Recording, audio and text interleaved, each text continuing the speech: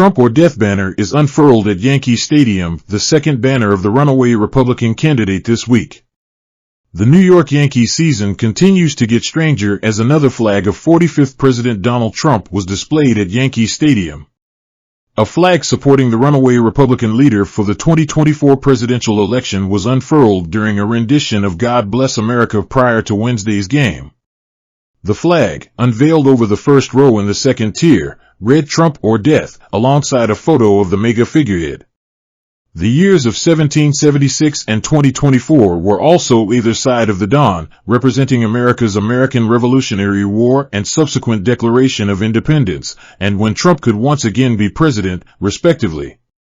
It is the second time within a week that a flag of Trump was unfurled from the second tier inside the iconic Bronx Stadium. A flag reading "Finish the Wall, Trump 2024" was unveiled over the weekend as New York beat Houston 6-1 on Sunday. Dion Cheney, a self-proclaimed professional provocateur, has taken responsibility, writing on X, "Another good angle of our Trump or Death flag at Yankee Stadium," above a video of it.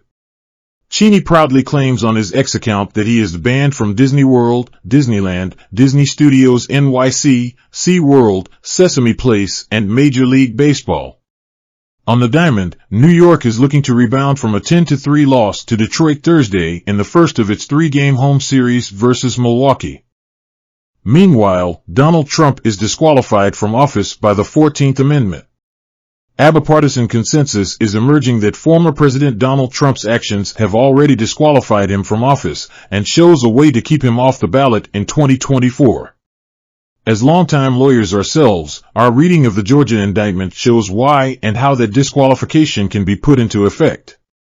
The key to all of this is the 14th Amendment to the Constitution, which states that no person shall hold any office under the United States who, having previously taken an oath to support the Constitution of the United States, shall have engaged in insurrection or rebellion against the same, or given aid or comfort to the enemies thereof. Trump took that oath at his inauguration on January 20, 2017. And both Trump's Georgia indictment and his federal indictment in Washington, D.C., spell out exactly how he engaged in efforts to rebel against the Constitution and sought and gave aid and comfort to others who also did so. Legal scholars William Baud and Michael Stokes Paulson, conservatives themselves and members of the Conservative Federalist Society, have recently published a paper declaring that under the 14th Amendment, Trump's actions render him ineligible to hold office. Using originalist interpretation, the interpretive theory of choice of Trump's conservative court appointees, which gives full meaning to the actual, original text of the Constitution, Baud and Paulson demonstrate that no legal proceeding is required. Disqualification is automatic, or what's known in the legal world as self-executing. Recent public comments from liberal constitutional scholar Lawrence Tribe and conservative jurist and former federal judge Michael Luttig come to the same conclusion. This is not a theoretical bit of technical law.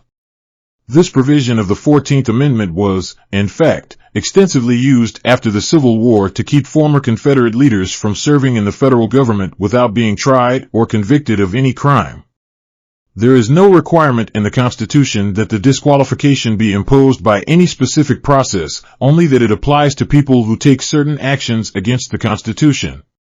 For the U.S. in 2023, we believe the most realistic avenue to enforce the 14th Amendment's ban on a second Trump presidency is through state election authorities.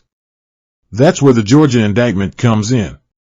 It exhaustively details extensive acts of lying, manipulation, and threats against Georgia officials, as well as a fraudulent fake elector scheme to illegally subvert the legitimate 2020 Georgia presidential vote tally and resulting elector certification.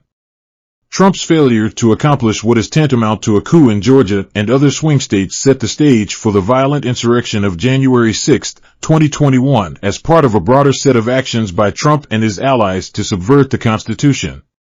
There are 6 aspects revealed in the latest indictment that we believe justify Georgia keeping Trump off the ballot under Section 3 of the 14th Amendment. First, there is the racketeering scheme, a multifaceted attempt to subvert Georgia's own part of the 2020 electoral process.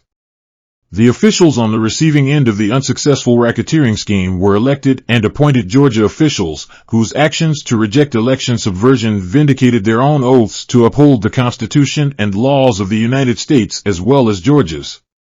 Most of these officials were and are Republicans, including Secretary of State Brad Raffensperger, Governor Brian Kemp, and former Lieutenant Governor Jeff Duncan, and these officials will, in 2024 as in 2020, collectively determine who is qualified to be on Georgia's presidential ballot. And these officials' testimony and related evidence is at the heart of the proof of the Georgia racketeering case against Trump. In other words, the evidence to convict Trump in the Georgia racketeering case is the same evidence, coming from the same Georgia officials, who will be involved in determining whether, under the 14th Amendment, Trump is qualified to be on the 2024 presidential ballot or not. The Georgia officials don't need a trial to establish what they already know. Once Georgia bars Trump, other states may follow. That would leave Trump with no chance to win the electoral votes required to legitimately claim the White House. This outcome is not about politics, it's about protecting democracy and the rule of law.